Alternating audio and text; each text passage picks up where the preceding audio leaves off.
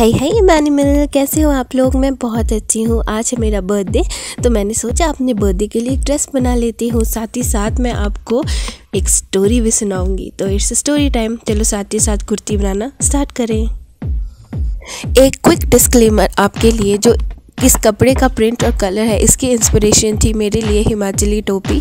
हिमाचली टोपी जैसे multi colour होती है, वैसे ही मैंने फैब्रिक चूज़ किया अपनी ड्रेस के लिए। एंड क्योंकि पेप्लम जो ड्रेस का स्ट्रक्चर है वो प्लस साइज़ बॉडी के लिए बहुत बेस्ट रहता है, तो इसलिए आई चूज़ पेप्लम। और स्लीव्स आपकी बहुत टाइट फिटेड नहीं होती है, इसलिए आई चूज़ बलून स्लीव्स। तो आज की स्टोरी है मेरी बुटीक के बारे में। बुटीक मैंने कैसे स्टार्ट की, कैसे स्टार्ट हुई, क्या हुआ। एक्चुअल में जो मेरा गोल था वो बुटीक खोलना नहीं था, बट कहते हैं ना कि एक डेस्टिनी होती है। मेरी डेस्टिनी थी बुटीक खोलना, बुटीक एंटरप्रेन्योर बनना।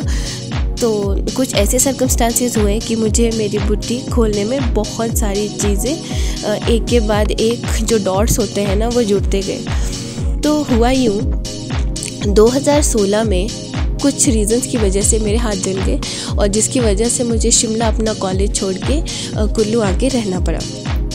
अब हुआ यूँ कि कुल्लू में मेरी छोटी सिस्टर और उसका एक ग्रुप था जो एक साथ गाने की प्रैक्टिस करने एक इंस्टीट्यूट जाया करते थे। तो ये बच्चे काफ़ी अच्छी सिंगिंग करते थे और काफ़ी मेहनत कर रहे थे। तो मुझे एक आइडिया आया, क्योंकि यहाँ पे एक फेस्टिवल होता है विंटर कार्निवल मनाली करके।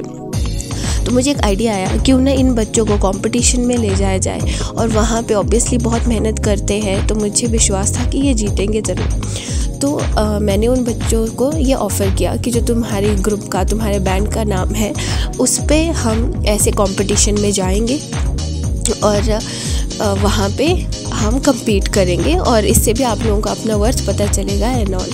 ठीक है। तो फिर उन बच्चों के लिए हमने एक, और एक्चुअली 3-4 लोग कंपटीशन में जा नहीं सकते। वहाँ पे उस टाइम का क्राइटेरिया था कि 35 to 36 मेंबर्स एक ग्रुप में होने चाहिए। तो उसके लिए स्टार्ट हुई जर्नी हमारी ग्रुप बनाने की। तो मैं अपने, जो मेरी छोटी सिस्टर है और उनके साथ मेरा एक और फ्रेंड है जो डीजे, उनके साथ हम सड़कों पे घूमते थे, अलग अलग जगह जाते थे और बच्चों से रिक्वेस्ट करते थे कि आप इस तरह से एक ग्रुप है उसे आप ज्वाइन कीजिए और ऐसे ऐसे कंपटीशन में जाइए।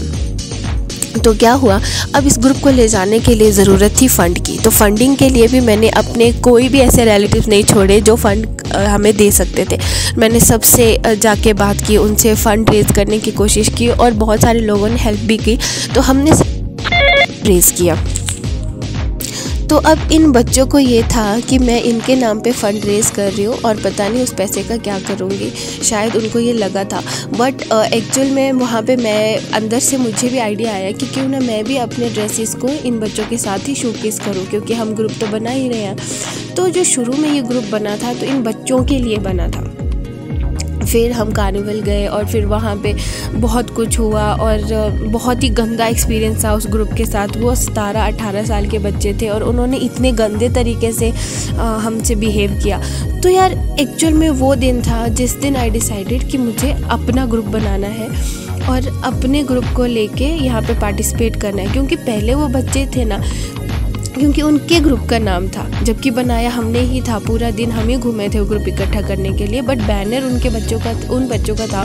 तो वो बच्चे ना मेरे ऊपर बहुत ज़्यादा गंदे तरीके से बिहेव करने लगे थे। तो ये मेरा कुछ नेगेटिव एक्सपोजर था दुनिया के लिए, उससे पहले नहीं हुआ था कुछ ऐसा।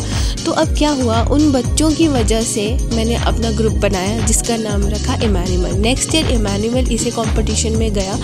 और हाँ, एक बात याद रखने वाली थी कि वो बच्चे सिर्फ एक ही टाइटल लेके आ सके, और जब नेक्स्ट ईयर हमारा ग्रुप इमैनुअल गया तो वो 2 टाइटल्स लेके आया, और वो भी रिलेटेड था फैशन डिज़ाइनिंग से। तो कहीं ना कहीं मुझे लग रहा था कि मेरी डेस्टिनी बोल रही है, चलो यार इसी फील्ड में काम करो।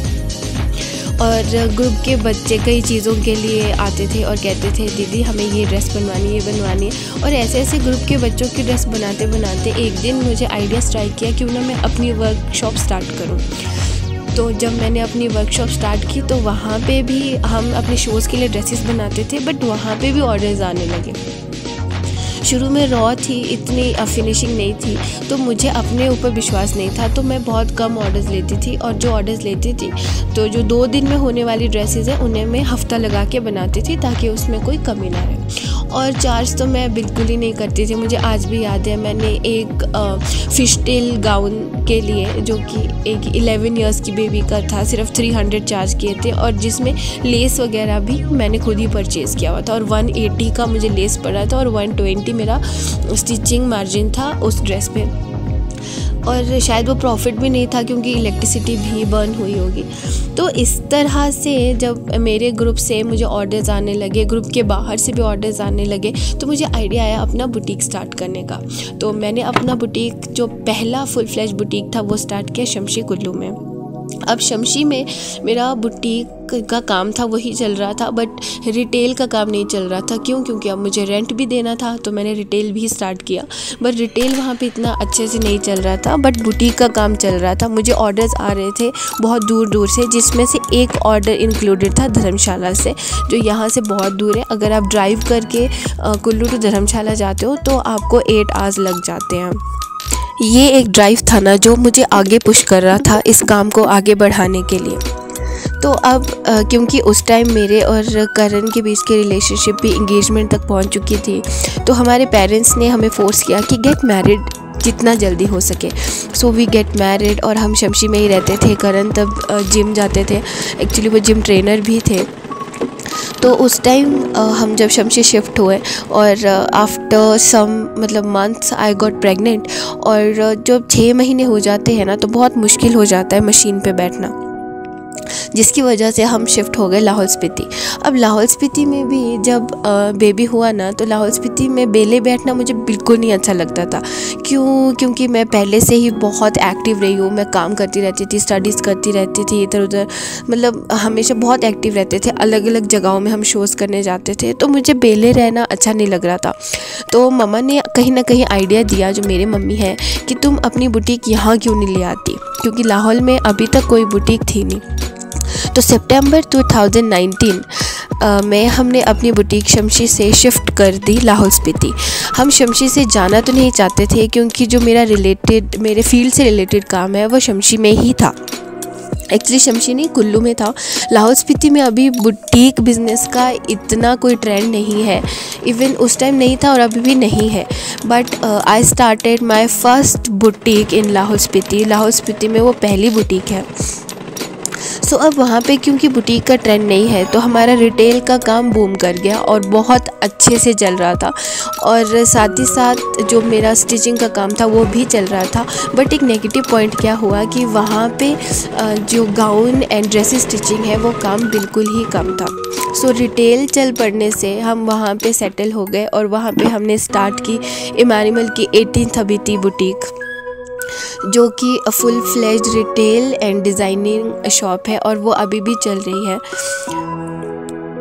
अब इतने केओस में एक एग्ज़ाम को प्रिपेयर करने से लेके बुटीक स्टार्टअप तक जो मेरी एक जर्नी रही वो बहुत ही हाई लोज थी। मैंने बहुत सारी बुटीक्स और बहुत सारी लोकेशंस चेंज की, क्योंकि कहीं पे काम की दिक्कत आती थी, कहीं पे काम नहीं था, कहीं पे कस्टमर नहीं था, कहीं पे रेंट ज़्यादा था, कहीं पे फैसिलिटीज़ नहीं थी। तो ऐसे ऐसे करते हुए हम लाहौल स्पीति पहुँचे। और मैं जितनी भी लड़कियाँ या लेडीज़ ये वीडियो देख रही हैं और अगर यहाँ तक देख लिया है, तो आपको मैं एक टिप देना चाहूँगी। अगर आपके पास बुटीक पे लगाने के लिए पैसा जो भी है ना आपके पास, अगर उसके जितना ही पैसा आपके पास बैकअप में नहीं है, तो प्लीज़ बिज़नेस में ना आए, आप जॉब के लिए जाएं। अगर आपके पास ये चीज़ आप याद रखिएगा, अगर आप बिज़नेस में आना चाहते हो ना, तो ये चीज़ गांठ मान लो कि आपको लॉसेस भी होंगे, आपको धक्के भी खाने पड़ेंगे, लोगों की बहुत सारी बातें भी सुननी पड़ेगी। और अगर आप जॉब करते हो वो तो ईजी है, आप जाइए, सुबह जाइए, काम कीजिए, शाम को आइए, रेस्ट कीजिए। लेकिन अपने बिज़नेस में ऐसा नहीं होता है।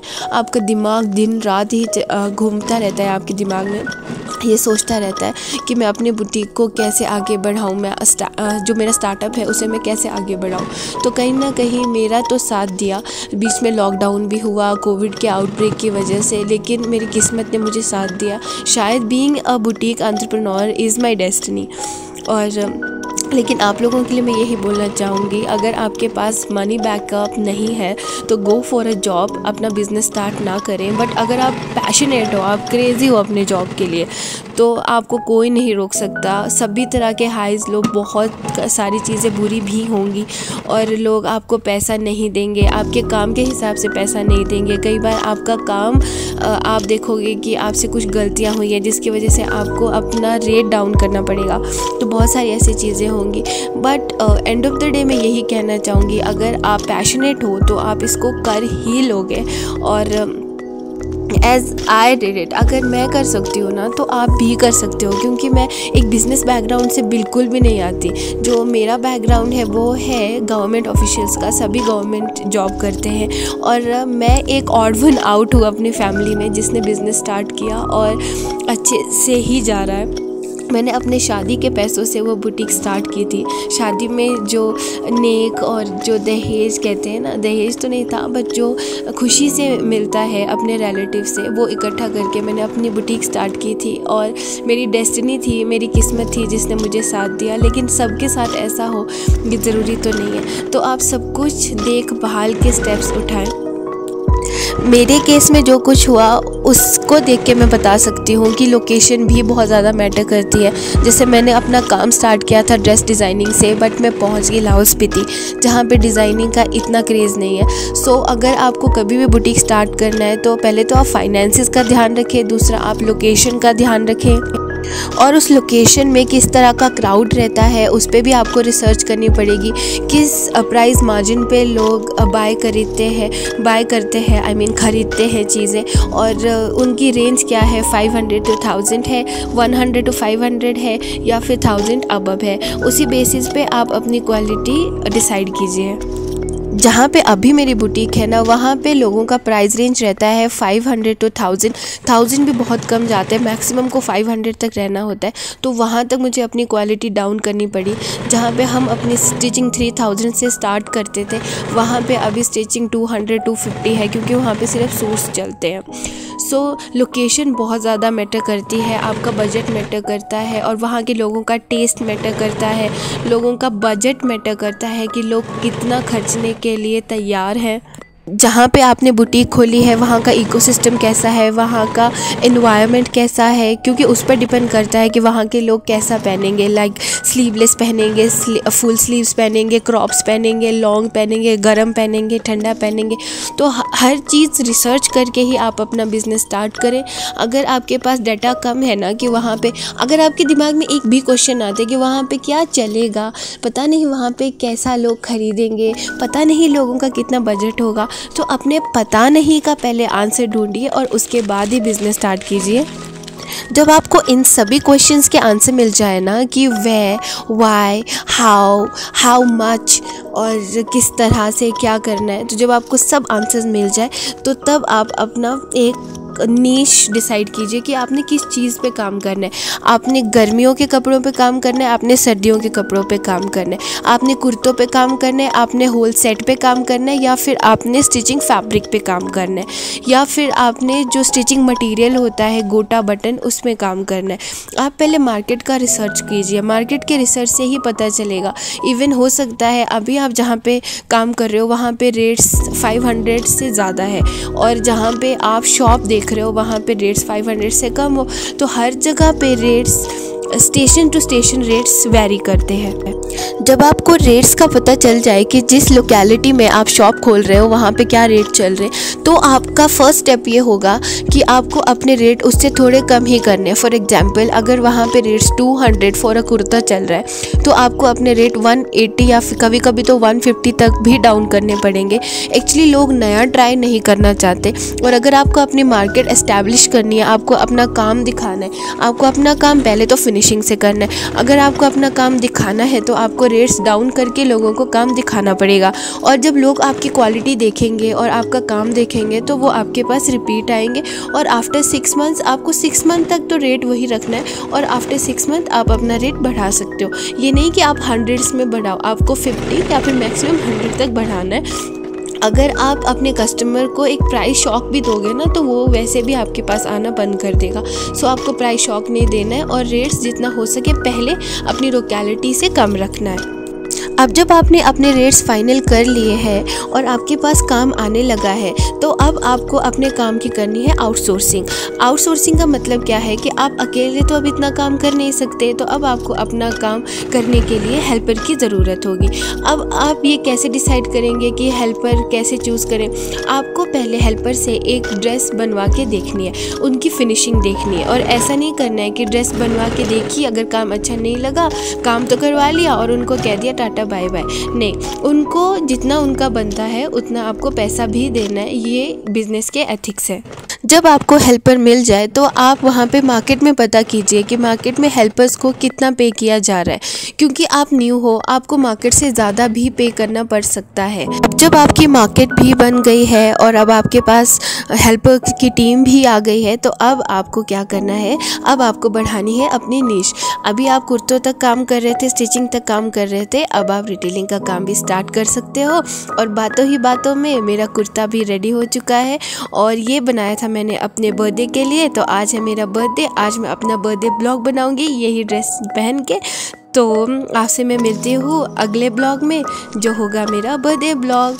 Thank you for watching. अगर यहाँ तक देखा है तो आपको अच्छा लगा, मेरी बातों में इंटरेस्ट था, तो मेरे चैनल को सब्सक्राइब भी कर लीजिए, मुझे मोटिवेशन भी मिलती है। Thank you.